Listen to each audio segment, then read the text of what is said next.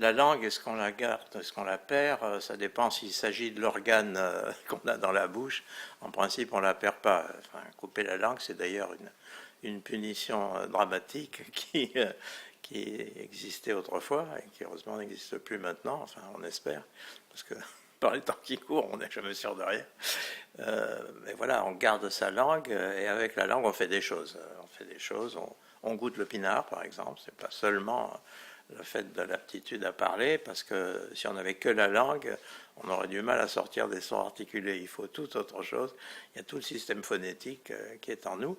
Et puis surtout, il y a l'organe central, c'est-à-dire l'ordinateur, qui est le cerveau, parce que bien sûr, la langue dépend complètement des aptitudes au cerveau. Alors les gens qui s'occupent de préhistoire se posent des questions dramatiques, parce qu'avant l'écriture, parlait-on, parlait-on pas, on a toute chance d'être sûr que l'on parlait, dans la mesure où on avait des fonctions symboliques, où on pouvait représenter un bison absent en le décidant sur la paroi d'une roche, qu'on pouvait enterrer quelqu'un, ce qui supposait quand même tout un argumentaire de choses qui étaient absentes. Et une des caractéristiques de la langue, c'est de faire apparaître ce qui est absent, c'est de faire voir ce qu'on ne voit pas, c'est de révéler ce que les sens sont impuissants à voir, que ça existe ou non, parce que si ça n'existe pas, c'est l'imaginaire, et la langue est très forte dans ce domaine, parce qu'elle fabrique un vocabulaire énorme, avec des dragons, avec Dieu, avec le diable, avec des quantités de choses dont on n'est pas très sûr qu'elles existent, et le problème n'est pas tellement là, le problème c'est de savoir si on se représente ou si on ne se représente pas.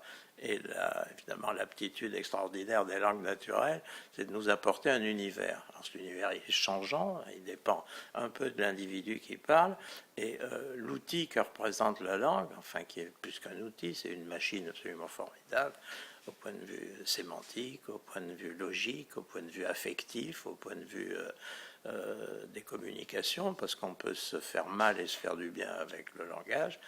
Et dans tous les cas, cet outil-là, on a intérêt quand même à le garder. Alors, il nous est apporté par la communauté tout entière, qui fabrique une langue naturelle dans les centaines et des centaines d'années, parfois des milliers et des milliers d'années. Grosso modo, le français a 1000 ans, ce qui pour une langue est assez jeune, c'est moyen, quoi.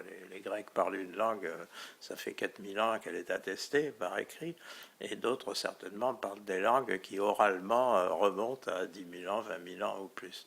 Donc, français, langue relativement jeune, mais qui plonge dans un passé qui lui est plus ancien, les Francs, les Romains, bien entendu, ça c'est l'essentiel, et les Grecs, puisque par le biais de la civilisation latine, on a absorbé du grec en quantité industrielle. Ce qui fait que chaque langue n'est pas nationale, jamais.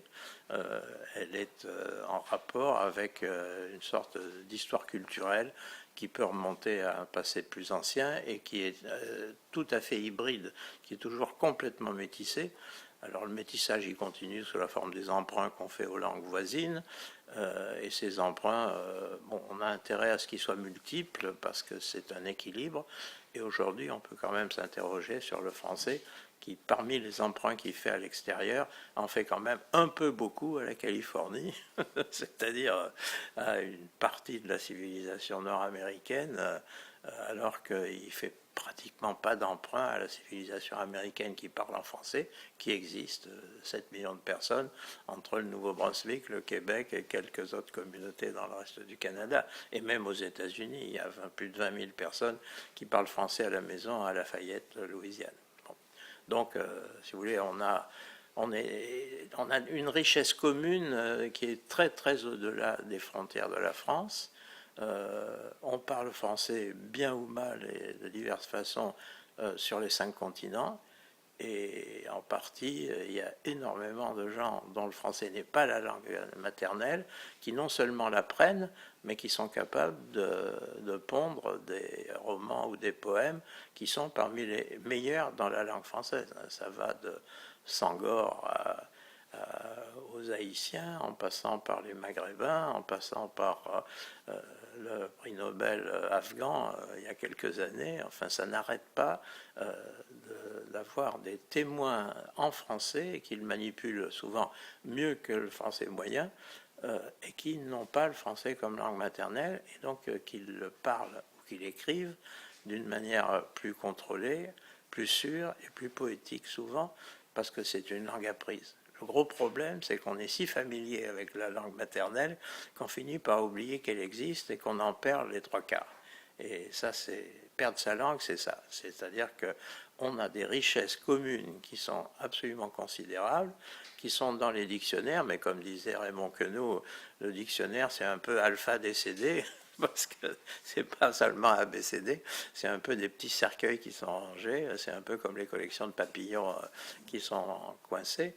Et moi en particulier, mon travail, c'est un petit peu de garder les papillons volants, c'est-à-dire que le dictionnaire soit pas seulement une collection de zoologistes, mais que ça soit plutôt une volière dans laquelle les mots peuvent s'ébattre, et ils le font grâce aux citations littéraires, ce qui fait que finalement, on peut faire vivre ou revivre les mots grâce à leur activité du passé. Et derrière les mots, il y a évidemment des gens. Et ces gens sont des créateurs et ce sont des poètes qui sont les meilleurs témoins parce qu'eux, ils ont beaucoup moins perdu leur langue que les autres. Donc, si vous voulez, bon, quand on ouvre Éluard, on trouve les yeux fertiles. Bon, voilà un truc qui n'est pas dans la langue courante et qui apporte une idée extraordinaire qui est que la vision enrichit la pensée. Bon, ce qui est à la fois une évidence, mais il y a la manière de le dire. Et les manières de dire en français, grâce en partie à son pouvoir intérieur, à l'accumulation historique et aussi aux emprunts externes, parce que c'est un peu comme la population. Si on n'a pas d'immigrés, il y a toute une partie de la vie commune qui s'effondre. Il y a moins d'activité, le travail ne se fait pas, etc. Et donc là, c'est quand même une leçon aussi pour les gens par assimilation des mots de la langue avec une population. Si on n'est pas accueillant, on est foutu parce qu'on n'a pas les mots nouveaux et comme on oublie les mots anciens, on se trouve dans la carence et l'indicible, si vous voulez. Parce que finalement, on court après les choses et pour attraper les choses, il faut des mots. Hein. Le mot, d'une certaine manière, c'est le filet à papillon, et la chose, c'est le papillon est toujours en train de foutre le camp, tellement nombreux, tellement différents, tellement inclassables, tellement impensables souvent, que pour maîtriser tout ça, il n'y a qu'une façon de faire, c'est d'utiliser ces outils étonnants que sont les mots. Et moi, évidemment, j'ai une vision des mots, j'ai de la chance, parce que les observant et essayant de les décrire en remontant dans le passé assez haut et en allant jusqu'à la période toute contemporaine, par exemple, les mots des jeunes, enfin on dit les jeunes des banlieues, mais les jeunes ils vieillissent, donc c'est très rapidement les mots de tout le monde, hein, parce que ça passe des banlieues ou des cités dans les cours d'école, et à partir des cours d'école, c'est la propriété commune de toutes les classes sociales et de tous les gens, par la créativité ou l'acceptation du nouveau par les enfants. Donc pour éviter de perdre sa langue, il faut se tourner vers les plus jeunes que soi. Parce que c'est pas avec les plus vieux, ils peuvent emmagasiner, ils peuvent observer, mais ils ne peuvent pas créer. Ou ils créent d'une autre façon et avec une influence moindre. Sinon, qu'il y a des vieux peintres, des vieux sculpteurs, des vieux écrivains, des vieux dramaturges qui sont extrêmement jeunes par leur production. C'est quand même une chance aussi. Donc, garder sa langue, c'est aussi d'une certaine manière garder un fragment de jeunesse en soi.